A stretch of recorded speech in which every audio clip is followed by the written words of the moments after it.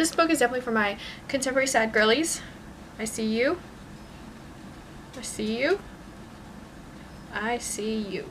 I don't know why I did that like 5 times.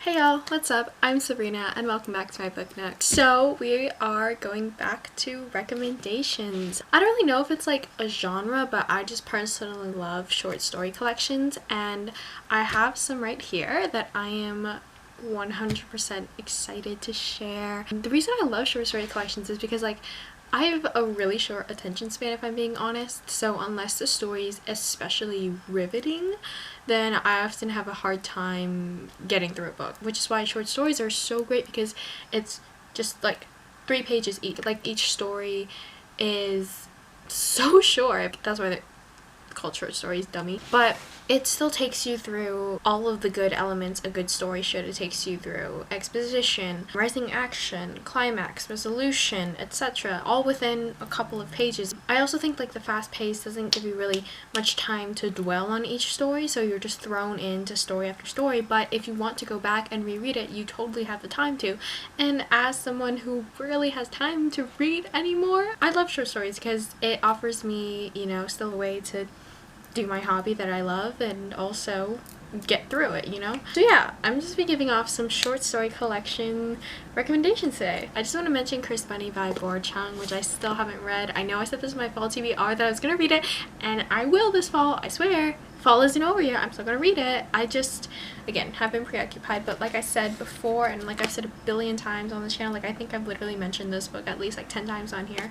I'm super duper excited to read this. It's all short stories on like social criticisms mixed with magical realism, and it's like, ooh, yes, that hits the spot for me. First short story collection is Her Body and Other Parties by Carmen Maria Machado. This was, I think, one of the first short story collections I've ever read. I really want her other book, which I think is like a fantasy memoir, almost. It's not a fantasy memoir. Yeah, this was one of the first short story collections I read. It's definitely very heavy on, you know, the horror, dystopian, social commentary, magical realism aspect of it, which I feel like when I talk about magical realism, my mind just goes straight to short stories for some reason. The first story in this, The Husband Stitch, one of the best short stories I've ever read, and I feel like a lot of you might know what it is. So The Husband Stitch is kind of a play on the short story The Girl with the Green Ribbon, which is a kid's short story, and it's one of those like creepy horror ones, and this gives sort of a modern twist to it and adds some themes of like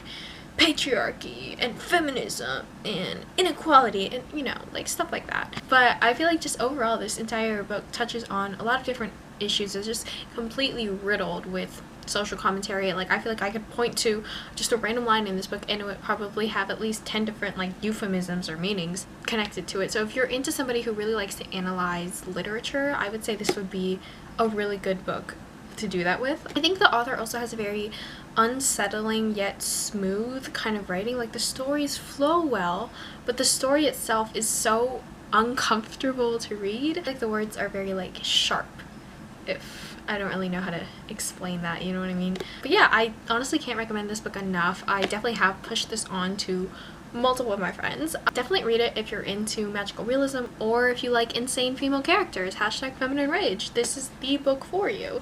And this is still one of my favorite short story collections to this day. Moving on to the next book, we have 5 Tuesdays in Winter by Lily King. So this is more on the contemporary lit fic side. Lily King also wrote Writers and Lovers and Euphoria, which is some of her more popular books, but I really loved 5 Tuesdays in Winter. I think it's definitely more sad and very heavily character based. Like a lot of these short stories are just mini character studies. My favorite story in particular was the title story, 5 Tuesdays in Winter. It made me cry, but it's about this single dad who's starting out a new romance, and I don't want to give any spoilers, but it's really cute, and I cried.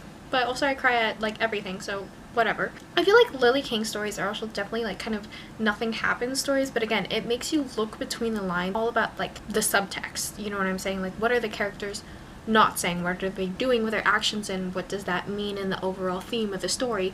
And I think it's really good for maybe like engagement and discussion. Like if you were to read this in a book club, I think you could get a lot of productive discussions out of it. The story is a really good capture of human nature and just kind of the urges and emotions that humans experience. I feel like she does a really good job of showing and not telling, which sounds so like English teacher of me, show not tell. Definitely recommend for lovers of Lily King already, and definitely Sally Rooney, I would say. This book is definitely for my contemporary sad girlies. I see you. I see you. I see you. I don't know why I did that like 5 times. Moving on to the next book, we have Interpreter of Maladies by Jhumpa Lahiri. This book won the Pulitzer Prize, which should just tell you how good it was. This is again more on the contemporary lit fic side. It's again super duper sad. I think it touches on racial relationships a lot, and you know, it's also kind of a nothing happens book, but again very heavily character based, very much character study. Again, a lot of what is said in the book is through subtext. She manages to pack so much in just a couple of pages, which is crazy to me. You know, the writing also I feel like feels very intimate. It almost feels like as if you're just like watching all of these little stories play out. It almost feels like you're kind of intruding when you're reading each scene, which I thought was very interesting because again, she's able to do so much with her writing in such a short amount of time. Homesick for Another World by Ottessa Moshfegh. I'm gonna be honest with y'all, I am like 75% an Ottessa Moshfegh girly, and the reason it's 75 and not 50% is because of this book. I did read My Year of Rest and Relaxation, and while I thought it was good, I did not think it was life-changing, as many of others would say, but I do think that Homesick for Another World is definitely my favorite out of the books I've read by her, which I'm still halfway through. Eileen, I never finished it.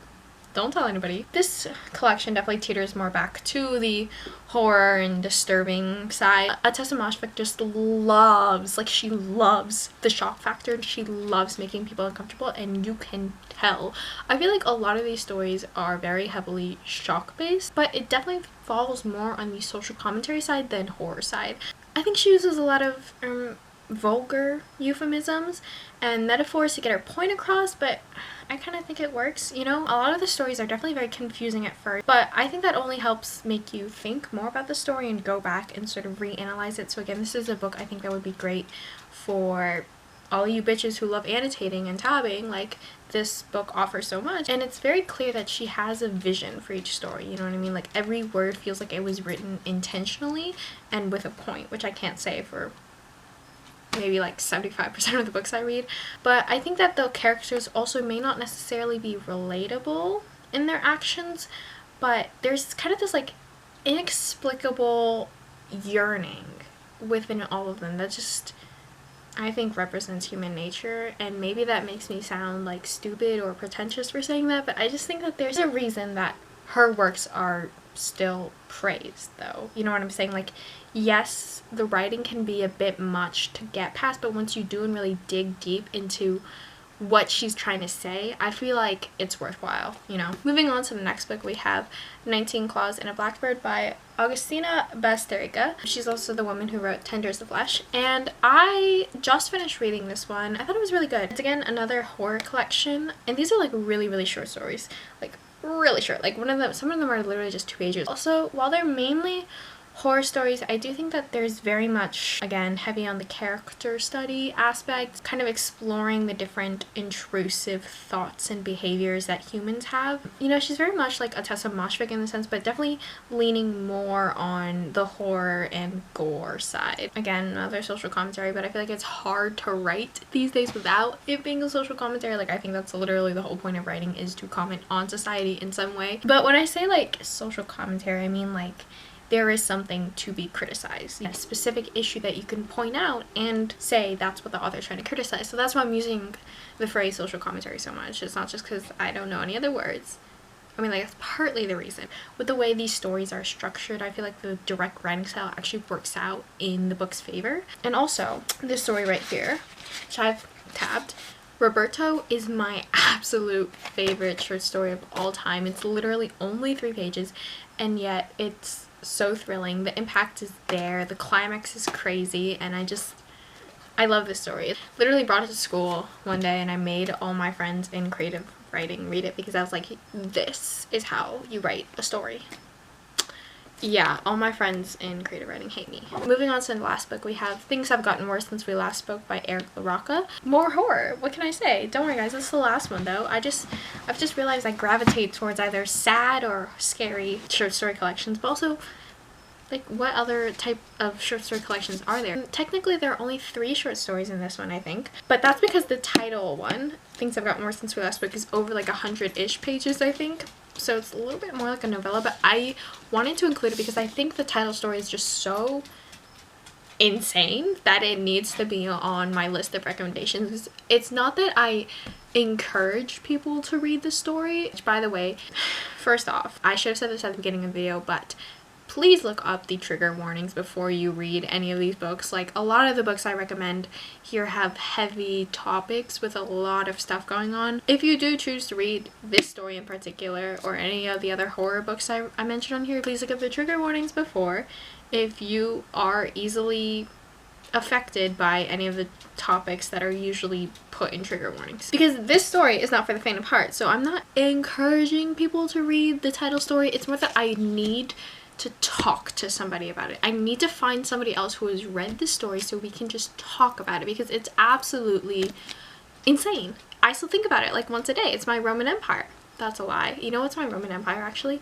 My Roman Empire is the line, "If I loved you less, I might be able to talk about it more," said by Mr. Knightley, from Emma, written by Jane Austen. That is my Roman Empire, actually, and I'm gonna get a tattoo of it someday. Anyways, this book, very scary. Lots of gore, but I do think that his writing is very, like, quick and snappy. You know, I do think that the title story, though, the pacing was a bit off. It either should have been 1, twice as long, or 2, twice as short, because I think the pacing just didn't work out in his favor. Okay, that is everything I wanted to talk about. If you watched the entire video, thank you so much for watching. Subscribe, only if you want to, though, and I'll see you next time. Bye!